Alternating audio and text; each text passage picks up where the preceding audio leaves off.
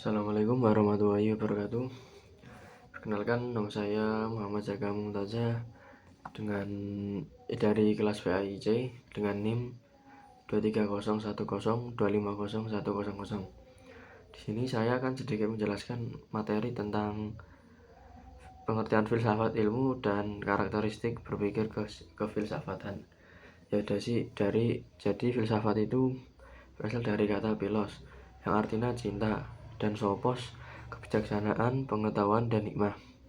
Filosofia adalah cinta kebijaksanaan. Filsafat ini bertujuan untuk menyadarkan. Filsafat ini juga berarti cinta kebijaksanaan. Maksudnya setiap orang yang belajar filsafat itu bisa menyikapi segala sesuatu dengan bijaksana. Kemudian karakteristik berpikir kefilsafatan. Yang pertama itu ada berpikir secara komprehensif, yaitu berpikir secara menyeluruh. Maksudnya ketika seseorang dihadapkan pada sesuatu hal, dia akan berusaha memahami sisi baik dan buruknya. Nah, setelah itu jika sudah memahaminya, maka dia akan mengambil sisi baiknya.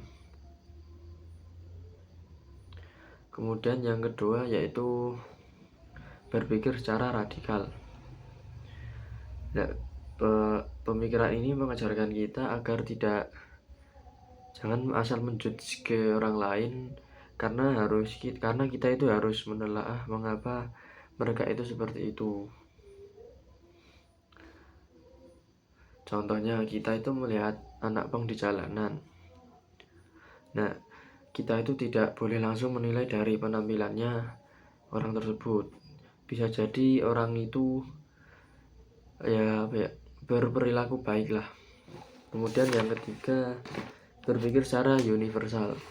Maksudnya yaitu berpikirnya itu secara terbuka dan tidak egois, dengan tidak memaksakan keyakinan orang lain untuk sama dengan keyakinan dengan kita.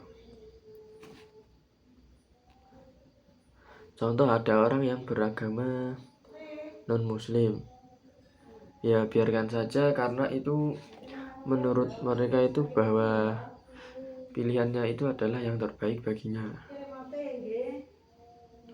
Dan kita jangan memaksakan orang lain untuk sama keyakinannya dengan kita. Kemudian yang keempat, berpikir secara sistematik atau tertata, teratur, dan tidak asal-asalan. Yaitu berpikir ini mengajarkan agar kita tidak menyepelekan sesuatu dan agar terhindar dari kesalahpahaman atau gagal paham terhadap orang lain dalam suatu hal. Contohnya, misal kita itu sedang belajar mata kuliah filsafat ilmu, maka pelajarannya itu harus dipahami secara pelan-pelan. Orang yang berpikir sistematik maka tidak akan gampang lah istilahnya. Kemudian yang kelima, berpikir secara kritis, yaitu dengan tidak langsung menelan informasi secara mentah-mentah. Jadi menyeleksi dulu mana yang positif untuk kita dan mana yang buruk bagi kita. Contohnya, ada berita bahwa dosen makul filsafat mengajarkan hal jelek. Nah, di situ kita itu tidak bisa langsung percaya saja. Kita harus mencari tahu informasi yang sebenarnya itu bagaimana. Kemudian yang keenam, berpikir secara koheren, yaitu saling berkaitan antara satu hal dengan hal yang lain. Ya, contohnya ketika memikirkan tentang peraturan dosen, aturan yang ditetapkan dosen yang dirasa ribet, mahasiswa itu akan berpikir secara koheren dengan menghubungkan aturan tersebut terhadap perkuliahannya, bahwa aturan yang ditetapkan dosen itu memiliki manfaat. Kemudian yang ketujuh, berpikir secara konseptual.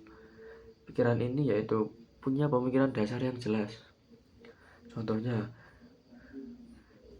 Misal kuliah di fakultas tarbiyah itu untuk memang memiliki cita-cita menjadi guru.